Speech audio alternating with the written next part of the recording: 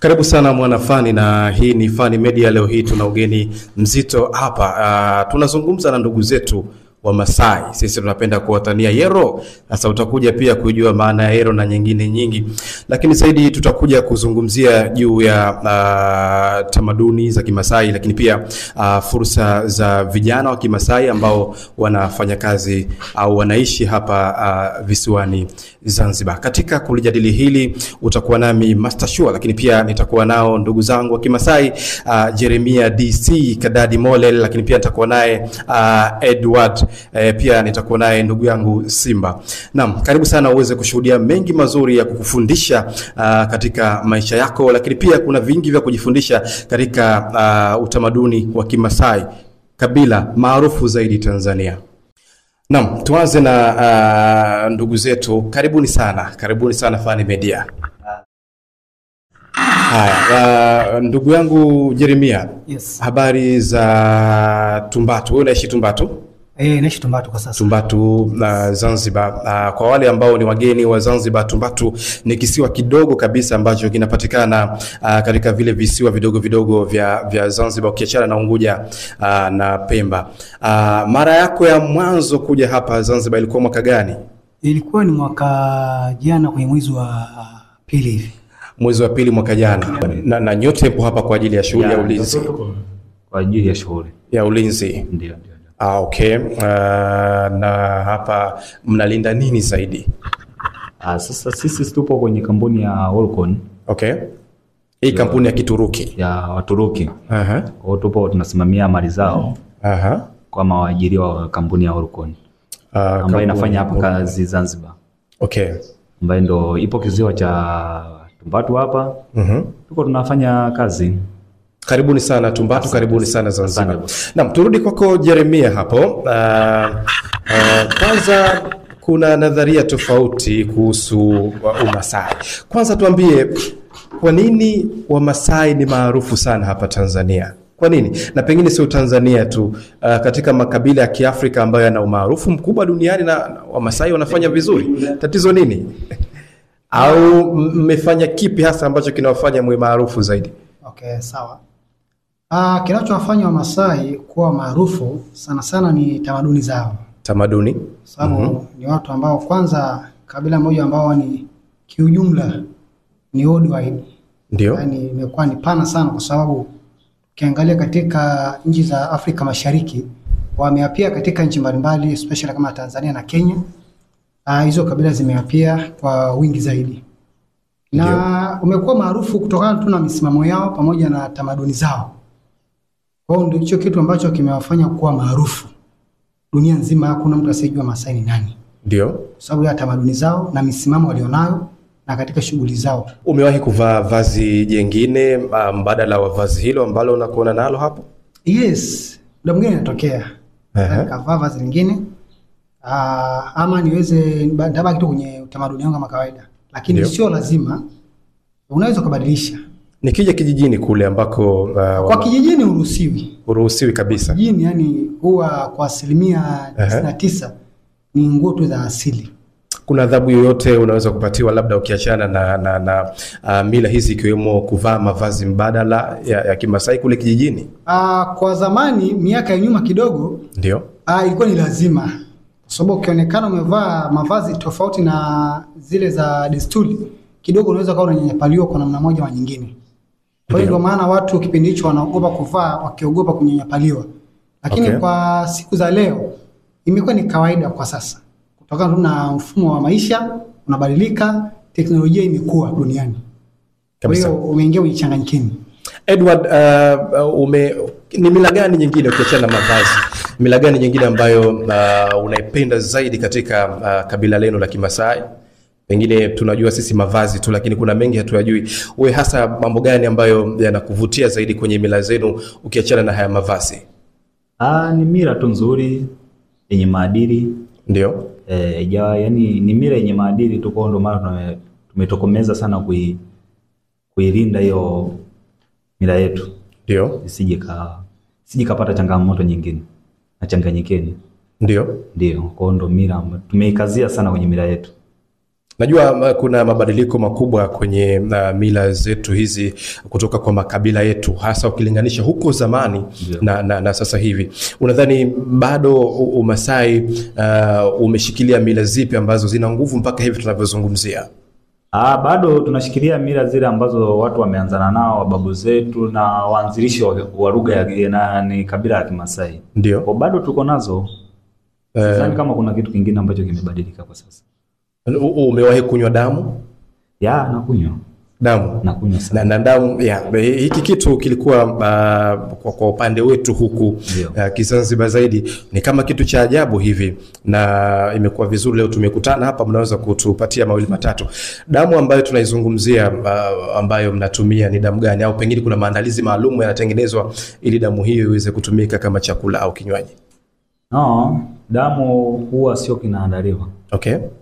Leo hii labda sisi huwa tunatumia damu ya mifugo. Okay. Kuinywa. Kwa mfano ng'ombe, mbuzi, kondoo. Na hakuna madhara yoyote ambayo hakuna madhara yoyote. Kwa muda mwingine unaweza kawa kunasaidia mwilini. Okay. Matembezi ya mwili huwa tunapitia njia nyingi sana kwa wanyama kutumia kufanya sisi kutumia damu. Okay. Licha ya hii sijui hospitali, ndio maana unakuta sisi tunapenda vitu vya wanyama. Okay. Turudi kwa Kadadi hapo. Kadadi, kuna mabadiliko makubwa kama alivyotangulia kusema ya kijamii, hasa katika ulimwengu huu wa tehama, mambo ya utandawazi katika kila jamii. Kwa upande wenu mabadiliko haya yamewaathiri vipi kwenye Umasai wenu huo? Sasa hivi mabadiliko kidogo, kwa sababu awali wakati sisi tukiwa wadogo watu wenyewe walikuwa wapendi kusoma. Kizazi za nyuma alikuwa wengi watoto shule, lakini kwa kisasi ya sasa hivi wamependa maendeleo, watu wanasoma, lakini wajaacha milao tu. Okay. Wajaacha mila, bado tu wanafuatilia milao, lakini sasa hivi tunaona watu wengi sasa hivi wamekuwa wajanja, wanasoma, wanafanya nini. Kwa hiyo ndio kitu kidogo tofauti ipo ndani. Okay, maana kusoma kwenu hakuwaziwi kuendeleza na utamaduni wenu. Hamna. Na hili naweza kuthibitisha kupitia hata mavazi. Naona hata muende nje ya nchi, nadhani mavazi haya mnayapiga vizuri. Tumemwona msanii mmoja anaitwa nani? Paul Kilipol. Yes, Kilipol. Mpaka India kule tunaona anavaa mavazi kama hayo, na imekuwa kama kitu cha kuvutia kwa kweli. Kuna siri gani? Pengine unajua, hatuwezi jua, labda makabila mengine kuna yale mambo ambayo tunasema ni yana nguvu fulani za kiasili hivi. Ukifanya hivi unaweza kupata hiki. Labda kwenye mavazi yenu pengine kuna siri fulani zimefichika ndio maana? Hamna. Ni asili tu ya kawaida. Ni asili tu. Okay. Turudi kwa Simba pale. Simba, na wewe tupate mawili matatu, pengine kuna kitu ambacho wengine wamekisahau na ni muhimu sana kuweza kukijua juu ya Umasai kabla ya kuingia kwenye mambo mengine. Asaswa hakuna kilichobadilika kwetu sisi. Masai ni tupo pale pale. Ndio. Upande wa shule imekuwa ni kubwa zaidi kwetu sisi. Ndio. Watu wanasoma, watu wanaingia kila mahali. Watu wanaingia kila mahali ambayo zamani hawezi kuingia. Lakini kwa sasa watu wameshatanua nchi, watoto wanasoma, na sisi wenyewe tumesoma. Basi hicho kilichokuwa vizuri zaidi. Ni vizuri zaidi. Kuna mtu mmoja aliwahi kuzungumzia idea yake tu hivi. Alikuwa anazungumza kwamba kama Wamasai na makabila mengine tungeasaidia kuendeleza katika tamaduni zao. Kwa mfano, Wamasai wanapenda ng'ombe sana, ni wafugaji wazuri.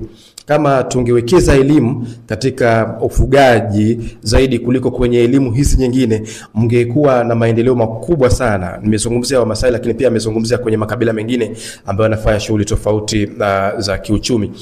Kwa mtazamo wako Jeremia, unadhani alikuwa yuko sahihi kwamba ingetosha kama Wamasai kupatiwa maendeleo, iwe ni shule, iwe ni elimu zozote zile, lakini zibezi kwenye utamaduni wenu katika kuendeleza kiuchumi?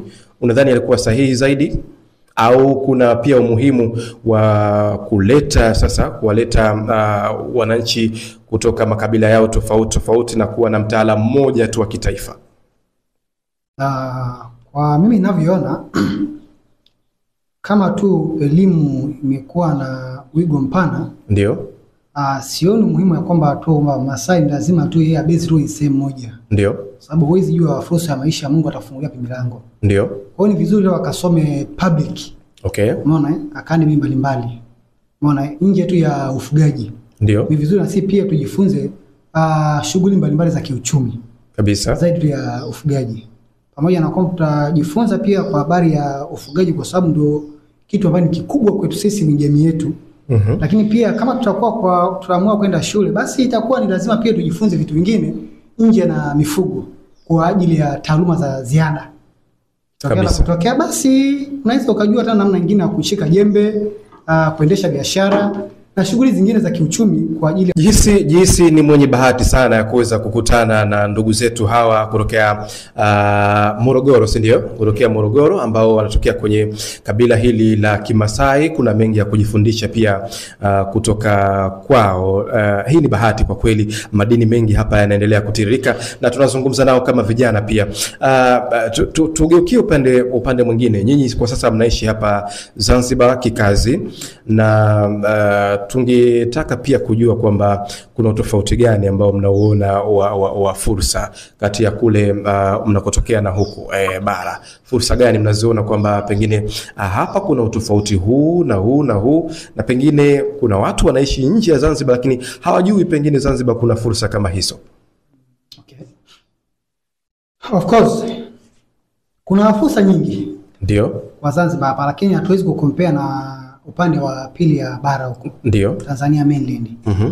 Kwamba huku pia kuna shughuli nyingi za kiuchumi. Ndio. Ya moja wapo naweza nikasema kwamba miradi ya serikali. Miundombinu inavyoendelea kama hivi tulipo hapa kwenye mradi. Ni moja wapo pia ya shughuli za uchumi ambazo ni fursa kwa vijana. Lakini pia kuna sehemu zingine kama utalii. Pia ni sehemu pia ya fursa kwa vijana kuweza kujipatia kipato kwa upande wa visiwani Zanzibar hapa. Ndio. Kwamba sehemu mojawapo pia ni utalii kabisa. Lakini pia kwa sehemu nyingine ni uchumi wa blue kama uvuvi. Kwa hiyo naona kwamba ni fursa pamoja na mahoteli yanayofunguliwa kwa ajili ya watalii. Kwa hiyo inaweza kuwasaidia vijana pia kujikimu kimaisha pamoja na biashara, kwa sababu pia kuna mwingiliano wa wageni kutoka sehemu mbalimbali. Kwa hiyo pia hizo ni fursa kwa upande wa Zanzibar hapa. Kabisa. Na kwa upande wako Kadadi, labda mambo yanabadilika. Ulinzi ambao pengine ulikuwa unatumika zamani, bila shaka utahitaji mabadiliko kulingana na mabadiliko ya uhalifu pengine, na zaidi ulinzi wenu ambao mnaotumia kama kazi yenu na inawapatia nafasi nyingi zaidi hata hapa Zanzibar. Unatumia mila zenu pia, unalinda mila zenu, unatumia zile marungu, mnahitaji sime. Mnadhani kuna haja ya kubadilisha mfumo wa silaha za ulinzi, kwa maana kuingia kwenye vifaa vya kisasa ingawa viko nje ya utamaduni wenu? Ndio, unajua paka sisi kwenye ulinzi upo na rungu na simi, lakini hizo silaha ambayo tunashikaga kushika kwa ule mtu ambayo labda anaiba mwizi au anakuchokoza, lakini sio hivi tu mpige mtu. Kama bunduki, amhitaji bunduki pengine au vifaa vya kisasa. Bwana, mambo yamebadilika, hatuwezi kudhibiti watu kupitia sime pengine. Mimi tangu hata nisaliwe sijaishika hata bunduki na. Kwa hiyo sijui hata kutumia kabisa. Na mko strong, hakuna hatari yote ambayo inaweza kuwa. Hamna. Edward, tuje kwako. Na Edward, umeshaoa? Ndio. Umeoa? Ndio. Ina kuwepo Zanzibar, mbali na jamii yako, mbali na familia yako, inakuletea athari yoyote katika maisha yako? Hapana, hainiletea athari kwa sababu huku ni utafutaji. Okay. Na maana ukisha sisi wanaume tumeshaumbiwa kutafuta. Ndio. Kwa hiyo ni eneo ambalo natafuta. Ndio. Mwisho wa siku nikajikizi na wanangu. Kabisa. Na wao wanaamini kwamba Simba yupo kazini. Wanaamini kwamba mama yupo kazini. Ndio. Tuendelee tu kukupasha mtazamaji wetu na msikilizaji kwamba hapa kwenye mishe leo hii tupo na ndugu zetu wa Kimasai. Wanatoka Tanzania bara na wanafanya shughuli za ulinzi na shughuli nyingine hapa katika visiwa vya Zanzibar. Nilichofurahi kuona kwamba kuna mengi ambayo ilikuwa hatujaamka kujifundisha kutoka kwao, lakini wanalo darasa zuri tu la kutufundisha katika anga za kijamii, lakini pia katika anga za kiuchumi. Naam, kwa mila turudi kwako ndugu yangu Jeremia. Mila kwako ni fursa ya kukuendeleza kiuchumi au unahisi kwamba pia inaweza kukurejesha nyuma, kukuwekea geti katikati ya ndoto zako za kimaisha? Kwa maana unapotoka nje ya kwenu bado mila yako ni kinga katika kupatia fursa zaidi, au baadhi ya muda inakukosesha hizo bahati za kuendeleza fursa na kuinua ndoto yako? Okay. Kiujumla unapozungumzia kuhusu swala la mila, kwa kiujumla tunasema kwamba yani kwa upande mwingine inaweza limit kunizuia, lakini kwa upande mwingine inanipa fursa ya kuweza kufanikiwa. Ndio. Kwa hiyo sema ya kwamba yani ni mbaya moja kwa moja ama ni nzuri moja kwa moja, lakini kiujumla niseme tu kwamba ni nzuri kwa 90% mpaka 95. Ndio. Simba, kwa kijana ambaye yupo mtaani hana ajira na bado anaizungumzia serikali kwamba serikali haina ajira, lakini wewe upo hapa kisiwani Tumbatu, ni mbali sana na sehemu ambayo pengine umezaliwa, na unafanya kazi, una furaha ya kutosha, unaendelea na maisha. Kijana kama huyu ambaye yupo mtaani na bado analalamikia ajira, una kipi cha kumshauri? Namshauri tu kwamba awe ni mtu ambayo anajijua, tafuta.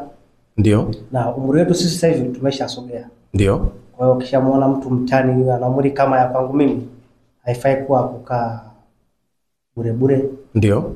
Aamke, afanye kazi na tafuta kazi kwenye miradi. Ndio. Kwenye uvuvi aingie. Ndio. Kama hivyo ndo watu tunavyoishi sisi. Wanasonga mbele. Tumetoka mbali, tunafuata riziki.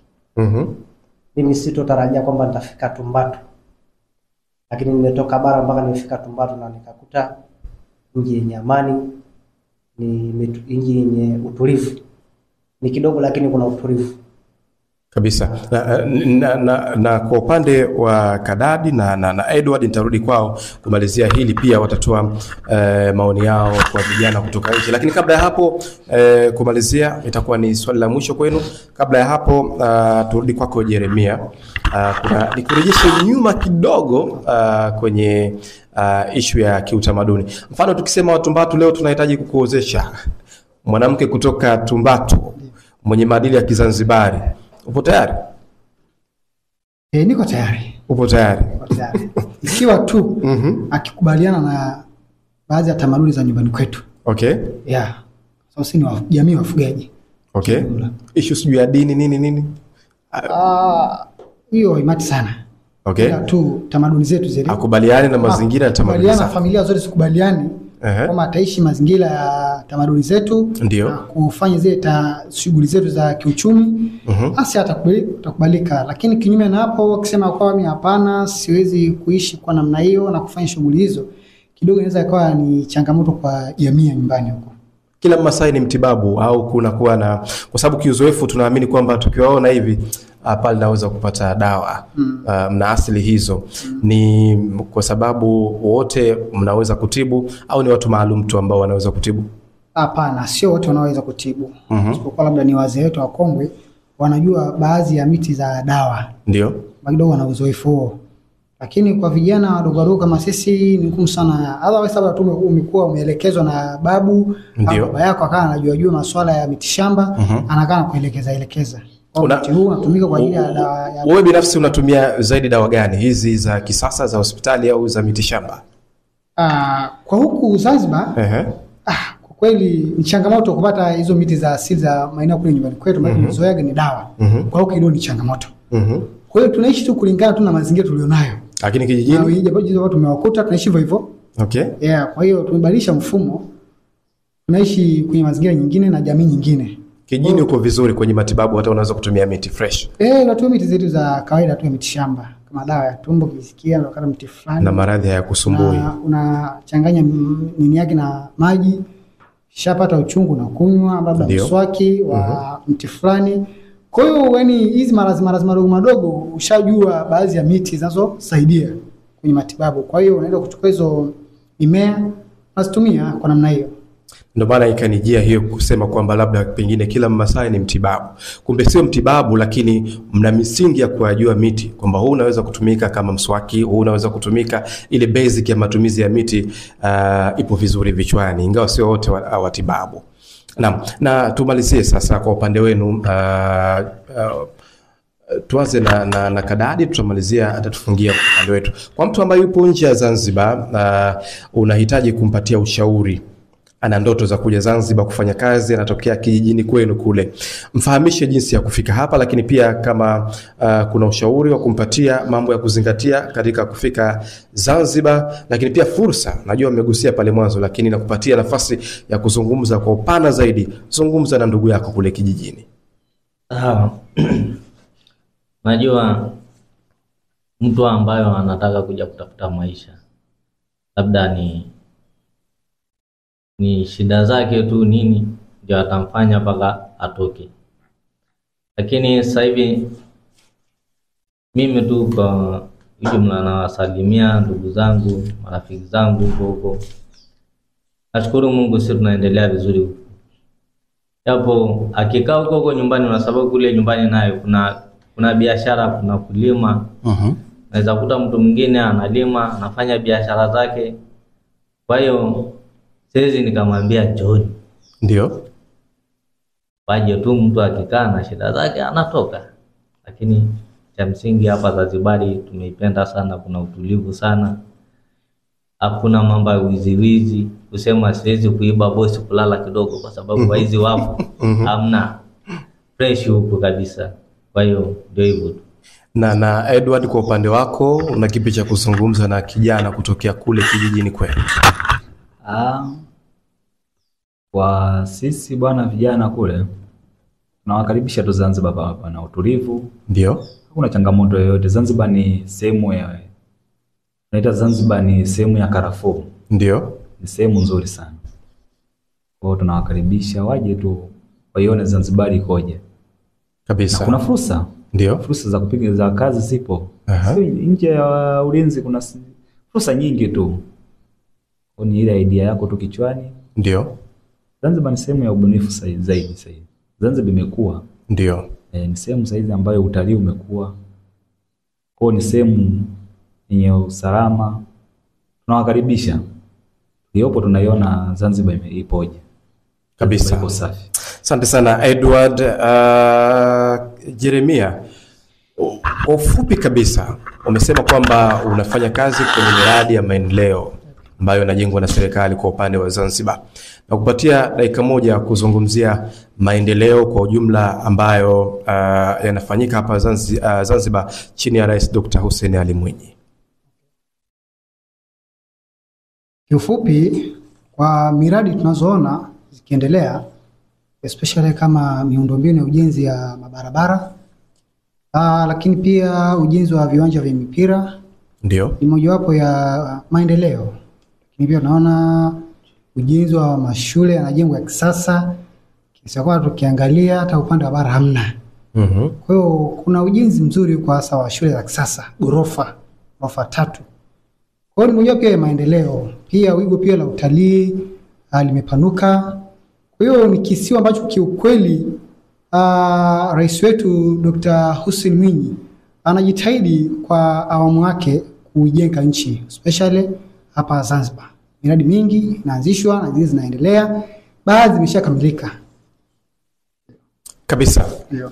Na mimi nichukue nafasi hii kuwashukuru sana kwa kufika hapa, na niwashukuru pia watazamaji wetu wa Fani Media katika kipindi bora kabisa hiki cha Mishe. Leo hii tulikuwa nao wageni wetu kutokea kule Morogoro, lakini kwa sasa wapo hapa Zanzibar kikazi wakifanya shughuli mbalimbali. Hii inaitwa kuchangamkia fursa, ndio maana tumewaleta kwenye Mishe. Kumbuka nilikuwa naye Jeremia DC, nilikuwa naye Kadadi Molel Edward C Roma, lakini pia alikuwa naye ndugu yangu Simba kama Simba, mpambanaji kweli kweli. Jamani, nawatakia kila laheri katika ufuatiliaji mwema wa vipindi vingine vinavyoendelea hapa Master Shua.